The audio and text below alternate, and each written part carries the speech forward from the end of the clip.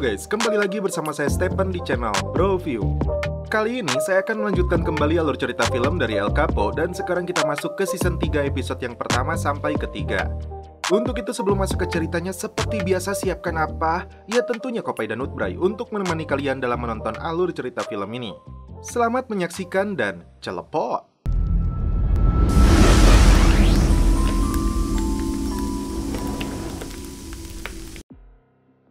Di awal film, ditampilkan kisah aslinya pada tahun 2017, El Capo ditangkap di EA, kemudian diekstradisi ke Amerika. Hablan de la versión que tiene el Chapo. Acaba de entrar en un hangar. 9:32 minutos. El Capo harus mendekam di penjara Amerika dengan keamanan super maksimum yang tidak mungkin untuk melarikan diri. Dan inilah film El Capo. American Justice.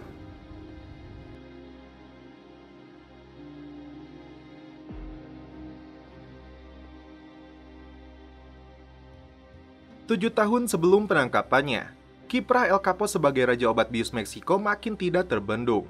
Sebuah gudang di Juarez jadi lokasi pengemasan narkoboynya. Ikan yang dibekukan jadi salah satu cara untuk menyelundupkan barang haram tersebut.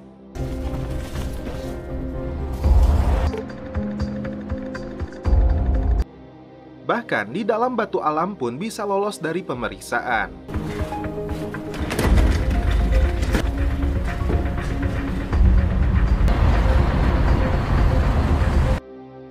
Tumpukan uang hasil penjualan menjadi hal yang biasa. Karena bisnisnya ini, El Capo makin kaya raya. Di markas DEA yang berada di Meksiko, para petinggi melakukan pembahasan khusus tentang El Capo.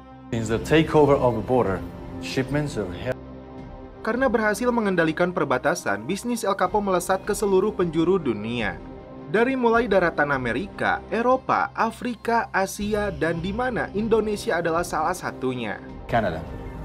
In Europe, Holland, Germany, Turkey, China, Syria, Indonesia, Japan, Philippines. Mayel disebut sosok penting yang mengedarkan narkoba itu hingga belahan dunia. Target kartel ini selanjutnya adalah Rusia. Putra Ismail ini membangun kerjasama dengan gembong narkoboy di sana. Joaquín.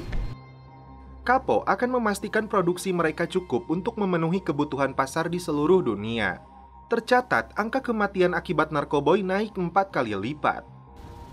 We must stop El Chapo before his empire. Berkembangnya bisnis El Capo di luar dugaan. DEA merasa kecolongan dan karena itu mereka akan menghentikannya sebelum semuanya lepas kendali. Conrado masih berambisi untuk menjadi presiden.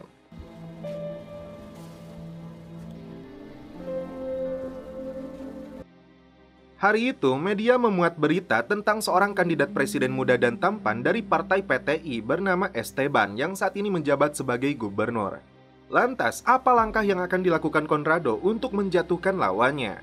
Di pegunungan Trancas Tamazula, El Capo akan membangun laboratorium narkoboy terbesar di dunia. Donde vamos a construir el laboratorio de drogas más grande que haya existido. Damaso dan anaknya Quino ditugaskan untuk memaksa pemilik tanah menjualnya. Dari 200 hektar ini, El Capo akan membangun pabriknya seluas 2 hektar dan sisanya untuk menanam gulma dan popi. Una pequeña ciudad. Demi ambisinya menjadi presiden, Conrado mulai menjauhi pacar gelapnya yang bernama Franco.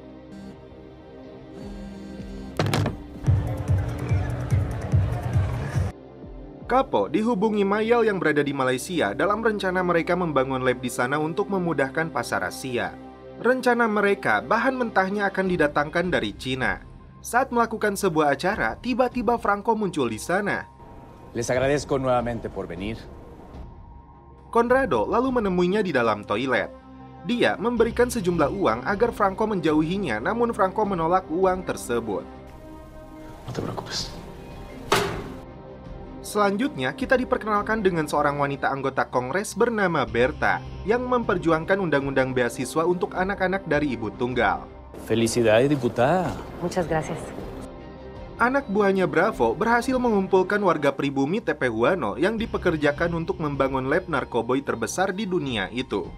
Tiba-tiba, Conrado menghubungi El Capo untuk melakukan pertemuan. La DEA. Pimpinan DEA Meksiko meminta Conrado menyampaikan pesan kepada El Capo untuk menghentikan rencana pembangunan lab narkobonya di Malaysia. El Capo lalu menghubungi Mayel di Malaysia. Meskipun mendapat tekanan dari pemerintah dan DEA, ternyata Raja Obat Bius ini memutuskan untuk melanjutkan rencananya. Setelah itu, Capo terbang ke Latuna, tempat ayahnya dimakamkan. Dia teringat dengan perkataan ayahnya jika Capo hanya akan menjadi jongos, tapi dia berhasil merubah nasibnya menjadi seorang raja. Gracias, jefe.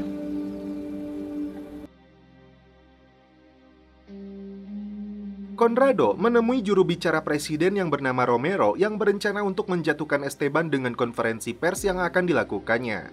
Yang mereka tahu, Esteban mempunyai paman bernama Colina dengan berbagai citra kotornya sebagai koruptor. Informasinya, Colina ini adalah gubernur negara bagian sebelum Esteban. Conrado lalu menghubungi ketua partainya untuk memanfaatkan tentang informasi pencemaran nama baik Esteban. Meskipun sebagai Raja Obat Bius yang biasa menghalalkan segala cara demi uang dan kekuasaannya, El Capo tetap menyayangi ibunya. Setelah mendapat laporan dari anak buahnya bahwa El Capo akan tetap melanjutkan proyek labnya di Malaysia, pimpinan DEA Meksiko menghubungi majalah Forbes untuk memberi pelajaran kepada pemerintah Meksiko karena tidak bisa mengendalikan El Capo. El Capo memberikan jam tangan mewah kepada Laura untuk kesetiaannya selama ini. Te dieron los huevos de decirme lo que me dijiste sobre mi padre. Todo este tiempo has sido fiel, Laura. Esteban melakukan konferensi pers karena tuduhan korupsi yang menimpa pamannya. Dia menunjukkan bukti bahwa dirinya tidak pernah terlibat. Dan yang disampaikan Esteban itu persis seperti arahan dari Conrado. Son estos diputados y no. Buenas tardes. Tak berselang lama, Presiden memanggil Conrado untuk menunjukkan majalah Forbes yang memuat berita tentang sepak terjang El Capo sebagai Raja Narkoboy. Berita ini akan menyudutkan pemerintah Meksiko karena El Capo bebas melakukan bisnisnya. Laura dihubungi Las Lomas bersaudara untuk minta bantuan hukumnya. Karena informasinya, Esteban mengucapkan terima kasih kepada Conrado. Tak hanya itu, dia memanggilnya karena ternyata Conrado dijodohkan dengan putri baptisnya yang bernama Berta yang ditampilkan di awal film. Sesampainya di rumah Las Lomas, Laura terkejut karena agen DEA sudah menunggunya. Dia harus bekerja sama dengan mereka. Jika tidak, mereka akan menuntutnya dalam kasus perdagangan narkoboy di San Diego. Dan setelah itu, film pun berlanjut ke episode 2. Malam itu, El Capo makan malam bersama Ismael dan anaknya Mayel. Bukannya marah, El Capo justru senang sepak terjangnya dipajang di majalah Forbes. Laura kemudian menghubungi Mayel kapan dia kembali ke Meksiko untuk menemui pihak bank. Ternyata Laura dipaksa DEA sebagai alat untuk menangkap Mayel. El Capo memilih pistol Colt 45 dengan berat 100 gram jadi pilihannya karena ringan dan simpel. Me gustan estas. Capo lalu menugaskan orang ini untuk memberi lapisan emas dan berlian untuk pistolnya itu. Mantan Presiden Meksiko ini menilai Berta orang yang cocok untuknya. Selain cerdas, dia sama-sama berambisi untuk menjadi Presiden Meksiko. Sebagai seorang hompimpa layum gambreng, Berta piawai untuk menutupi keburukannya itu. Proses penyematan emas dan berlian dan kode 701 untuk kartel Sinaloa dilakukan dengan hati-hati dan apik.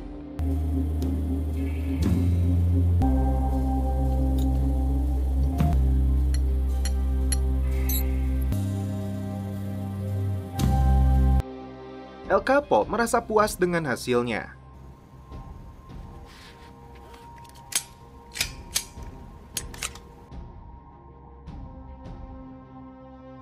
Laura menjemput Mayel di bandara Meksiko lalu mengantarnya ke rumah Las Lomas. Aprovecha para descansar. Saat Laura pergi, pasukan DEA dibantu marinir langsung menyergap putra Ismael ini.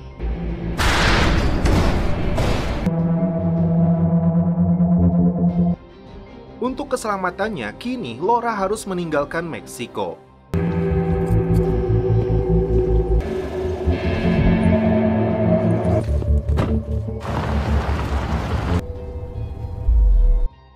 Setelah mendapat informasi penangkapan Mayel, Capo langsung menugaskan anak buahnya untuk mencari Laura.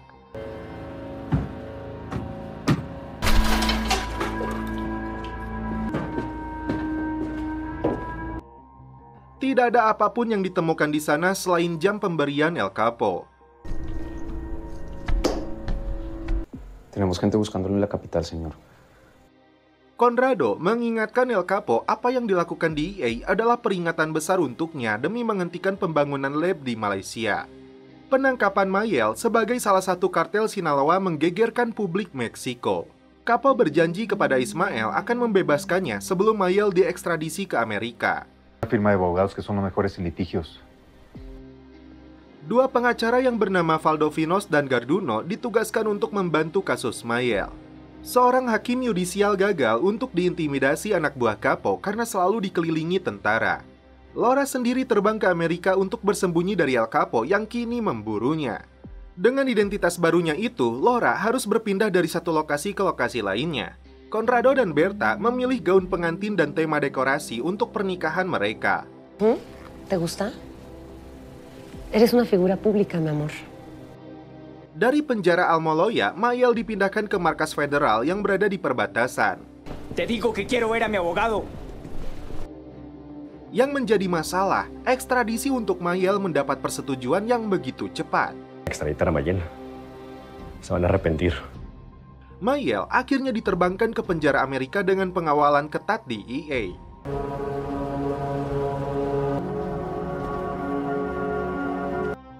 Tentu saja, hal ini membuat Ismael tidak bisa membendung kesedihannya.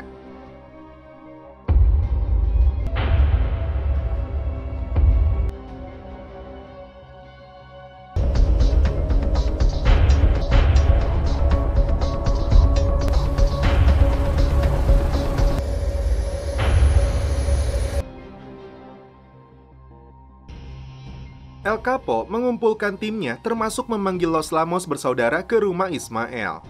Dia berniat untuk memberikan balasan kepada Amerika dengan melakukan pengeboman kedutaan Amerika di Meksiko. Ismael dan yang lainnya tidak setuju karena tindakan itu akan membuat situasi Mayel lebih buruk, bahkan mereka akan dicap sebagai teroris. Tienen razón. El Capo punya ide lain untuk memberi pelajaran kepada pihak Amerika. Dalam sidang nanti, Mayel akan memberikan pembelaannya sesuai dengan strategi ayahnya. Dalam persidangan itu, Mayel menolak segala tuduhan. Yang mengejutkan, Mayel mengaku bekerja dengan persetujuan dari DEA yang memiliki kesepakatan dengan kartel Sinaloa selama bertahun-tahun. No interfiere en sus actividades de tráfico de droga. Selama ini, organisasinya telah memberi informasi tentang pemimpin kelompok yang berlawanan.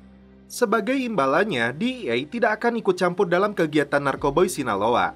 Karena pembelaan itu tersebar di seluruh media, pihak DEA geram dan harus melakukan siaran pers untuk menyangkal tuduhan tersebut. Los Lamos datang ke markas DEA untuk memberitahu informasi penting tentang rencana El Capo meledakkan bom di kedutaan Amerika di Meksiko. Sebagai imbalannya, mereka ingin menghilang seperti Laura.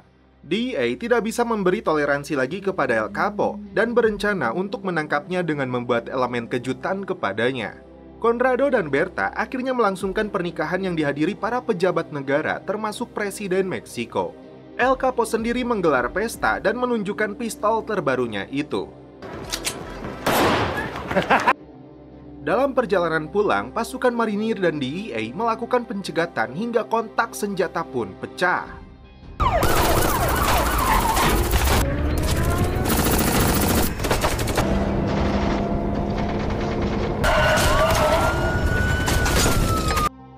Dan akankah El Capo tertangkap di sini? Dan setelah itu film pun berlanjut ke episode 3. El Capo berhasil lolos dari upaya penangkapan yang dilakukan DEA dan pasukan marinir. Dia memilih salah satu rumah amannya di Kulikan sebagai tempat persembunyian dengan istri ketiganya. Di istana presiden, DEA begitu ngotot ingin menangkap El Capo karena telah mengekspos mereka dan mengancam akan meledakkan kedutaan Amerika. Mereka pun menilai dengan menangkap El Capo akan menaikkan citra pemerintah dan berpeluang besar memenangkan pemilu. Conrado menghubungi El Capo karena kini DEA dan pemerintah sepakat untuk mengejarnya. Dia memperingatkan bahwa marinir sedang melakukan operasi pengejaran ke Kulikan. Mengintai dari atas gunung, Capo melihat konvoi militer yang sedang memburunya.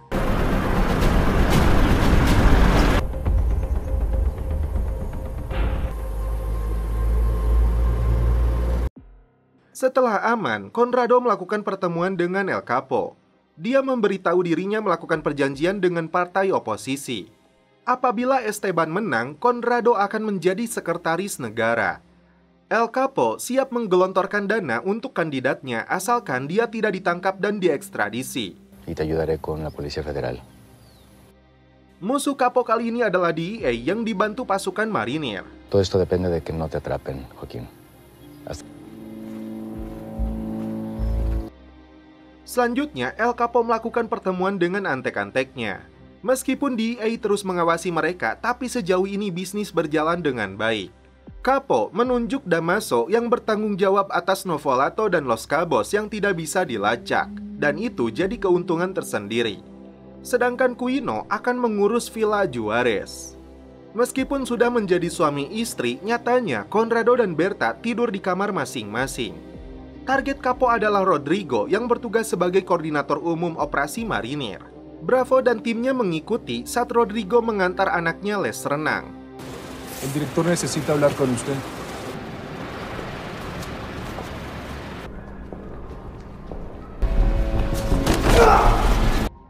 Dia diculik untuk dipertemukan dengan Capo. Llévelo al punto de encuentro. ¿Quiere algo de tomar? Capo akan memberinya imbalan 25 juta peso asalkan Rodrigo memberinya informasi operasi marinir tentang penangkapannya. Estamos. Dia bertugas meneruskan informasinya kepada Fausto.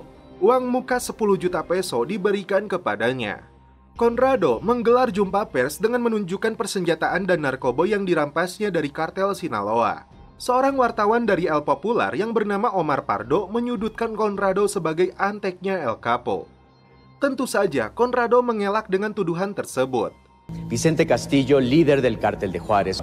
Perdón, fue acusado directamente de narcomanta. Esas acusaciones son absolutamente falsas. Omar sendiri mengumpulkan berbagai bukti yang mengarah kepada kesimpulannya itu untuk dimuat di korannya.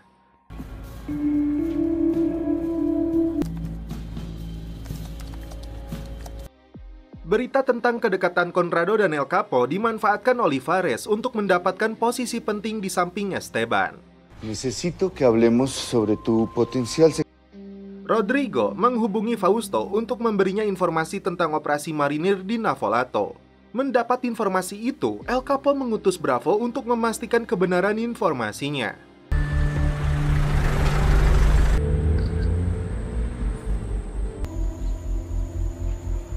Paquete. Gracias, Fausto. Ternyata Rodrigo telah bekerja sama dengan DEA setelah ancaman dan penyuapan yang dilakukan El Capo. Tim DEA berhasil mendapatkan lokasi Fausto. Dan untuk keselamatannya, Rodrigo dan keluarganya dikirim ke luar negeri. Esteban menugaskan Olivares untuk melakukan investigasi tentang tuduhan yang ditujukan kepada Conrado. Karena jika ini benar, peluangnya untuk menjadi presiden akan terancam gagal. Capo akhirnya bisa bertemu kembali dengan istri ketiganya dan setelah itu mereka pun celepot. Fausto tidak menduga DEA berhasil menciduknya.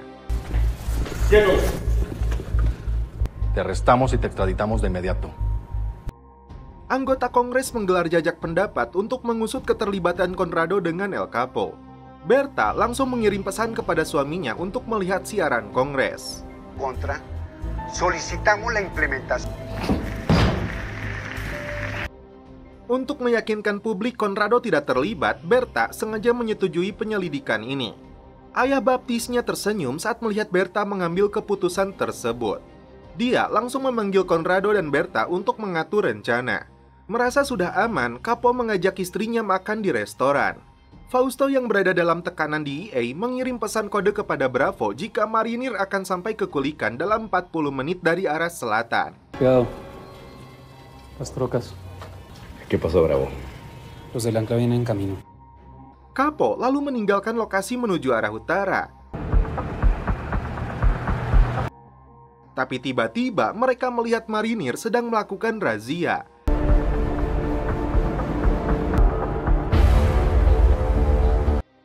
Capo sadar jika Rodrigo telah berkhianat. Se aseguraron de que viniéramos hasta acá. Están listos para... Bravo segera memanggil timnya untuk mengalihkan perhatian.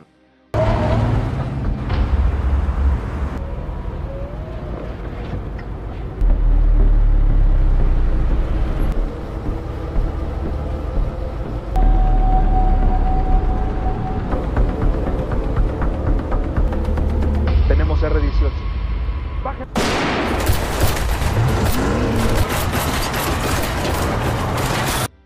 Di saat marinir terlibat kontak senjata, saat itulah Capo melarikan diri menuju pegunungan. Vamos a estar seguros hasta que podamos volver a Culiacán. Dan setelah itu film pun berlanjut ke episode selanjutnya.